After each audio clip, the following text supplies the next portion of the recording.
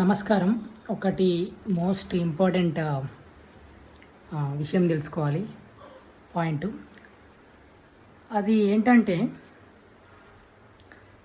అసలు భూమి మీదకి వచ్చింది ఏవైతే ఈ జన్మలో లేదంటే ఇదివరకు పాస్ట్ జన్మలలో చేసినటువంటివి అనుభవించడానికి వస్తారని వింటుంటాం. నిజమే, అది అందులో ఏం డౌట్ లేదు. అయితే కర్మకు లొంగి మీరు జీవించిన అవసరం లేదు. మన మన ప్రయత్నం చేయాలి. ఇప్పుడు నా కర్మ ఇట్లున్నది కాబట్టి నేను ఇది అనుభవిస్తున్నా అని ఊరుకోవడం కాదు కదా. దాని సొల్యూషన్ ఏంటిదని చేయాలి. ఎందుకంటే మీరు చేసిందే మీకు జరుగుతుంది కాబట్టి మళ్ళీ ఇప్పుడు మీరు ఏం చేస్తారన్న దాన్ని బట్టి మళ్ళీ మీకు ఫ్యూచర్ ఆధారపడి ఉంటుంది కదా. ఇప్పుడు మీరు ప్రయత్నం చేసిన బట్టి దానికి ఫలితం వస్తుంది. మీరు మంచి చేస్తే మంచి ఫలితం రావడం, చెడు చేస్తే చెడు ఫలితం రావడం అని ఉంటుంది. ఒక్కొక్కసారి మంచిగా చెడు అయితే అంటారు, అది వేరే విషయం. ఆ కాంప్లికేషన్స్ మనకు అవసరం లేదు. సారీ. ఏదైనా కూడా కర్మకు లోబడి జీవించొద్దు అంటున్నా. కర్మల వల్ల మనకు వచ్చేటివి వస్తాయి, వాటిని ధైర్యంగా ఎదుర్కోవాలి. అందుకోసం మనం స్టేబుల్గా ఉండాలి అనడం అనేటివి మనం వింటూ ఉంటాం. ప్రయత్నం కూడా చేసుకుంటూ ఉంటాం. వాటికి రకరకాల ప్రాక్టీస్లు ఉంటా ఉంటాయి, కోర్స్ ఉంటాయి, ఫిలాసఫీస్ ఉంటా ఉంటాయి. మన మైండ్లో షార్ప్గా పెట్టుకోవడానికి టీచింగ్స్ షార్ప్ అంటే స్ట్రాంగ్గా పెట్టుకోవడానికి టీచింగ్స్ ఇవన్నీ ఉంటా ఉంటాయి. ఇదంతా ఓకే. బట్ ఆ జాయ్ అనేది మనలో మనకు జాయ్ని నింపుకొని నలుగురికి పంచి అది ఎక్కువ మందిలో ఎక్కువ మోతాదులో ఉండే విధంగా ఎప్పుడు జరుగుతుంది, ఎప్పుడు చేయాలి. అది అట్లాంటి సొసైటీస్ ఎప్పుడు క్రియేటివ్ కాబడాలి. ఇవన్నీ ఉంటుండగానే ఇండివిజువల్గా ప్రతి ఒక్కరికి వాళ్ళ కర్మ వల్ల వచ్చేటువంటి దుష్ప్రభావాల, మంచి ప్రభావాల, మంచి చెడ రెండు. ఎందుకంటే కేవలం ప్రాబ్లమ్స్ మాత్రమే కాదు కదా వచ్చేటివి.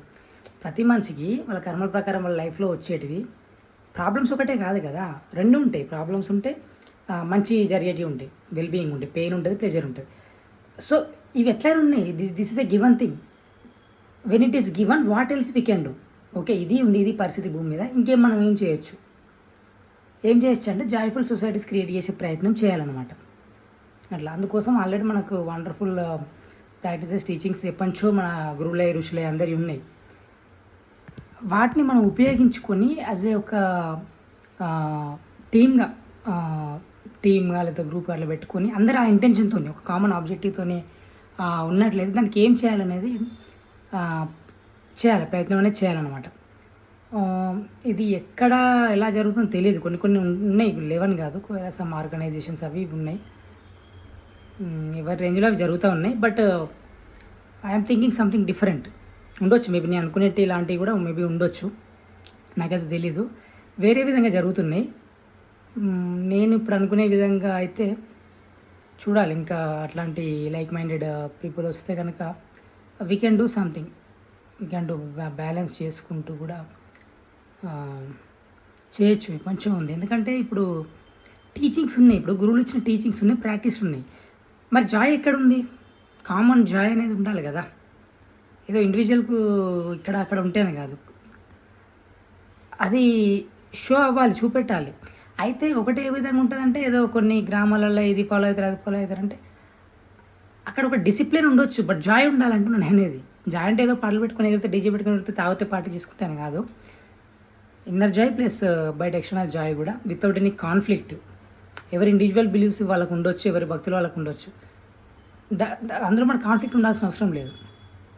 అట్లా నేను రెడ్ డ్రెస్ వేసుకుంటే నువ్వు బ్లూ డ్రెస్ వేసుకుని మనం కొట్టుకోవాల్సిన అవసరం లేదు కదా. నాకు రెడ్ ఇష్టం కావచ్చు, నీకు బ్లూ ఇష్టం కావచ్చు. రేపు నేను బ్లూ డ్రెస్ వేసుకుంటే నువ్వు రెడ్ డ్రెస్ వేసుకుంటా కావచ్చు. సో ఆ విధంగా చూడాలి అది. అట్లా సో ఇండివిజువల్ బిలీఫ్స్ ఉన్నా కూడా, ఇండివిజువల్ కర్మల ప్రకారం ఉన్నా కూడా we can still create joyful societies. ఎందుకంటే జాయ్ఫుల్ సొసైటీస్ క్రియేట్ చేసినప్పుడు ఇండివిజువల్ కర్మస్ వాళ్ళు అనుభవించేది వాళ్ళకి ఈజీ అవుతుంది అన్నమాట. వాళ్ళకు దుష్కర్మల వల్ల వచ్చేటువంటి ప్రభావాల వల్ల ఏదైతే అనుభవించేది ఉన్నదో బయట జాయ్ఫుల్ సపోర్ట్ ఉంది కదా, దానివల్ల ఇది కొద్దిగా తగ్గుతుంది కదా. That is the thing. Anyway, thank you.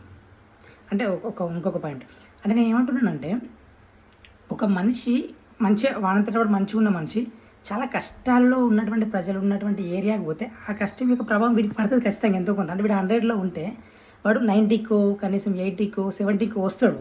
ఇంకా కిందకు వచ్చే అవకాశం కూడా ఉంటుంది. బట్ కన్జర్వేటివ్ చెప్తున్నా. అదే ఒక జాయ్‌ఫుల్ సొసైటీ. అక్కడ full energy, full support health పరంగా, వీటి పరంగా మంచి సపోర్టు న్యాచురల్‌గా అన్ని సపోర్ట్ ఉన్న దాంట్లోకెళ్తే వీడు చాలా 10లో అంటే ఇప్పుడు 100 అనేది ఒక మంచి వెల్ బీయింగ్ అనుకోని ఈ 50 కిందికి 30, 20 ఒక చాలా కష్టం హెల్త్ పరంగా, వాటి పరంగా మెంటల్‌గా డిప్రెషన్, సూసైడ్‌లు థాట్స్ ఇవన్నీ ఉన్న అతను అట్లాంటి సొసైటీస్ పెడితే వాడు వాడు 10 నుంచి 20, 30, 40, 50, 60, 70కి వెళ్ళిపోతాడు. మంచిగా అవుతాడు వాడు. సో, అది నేను అనేది. యాహ్! Thank you.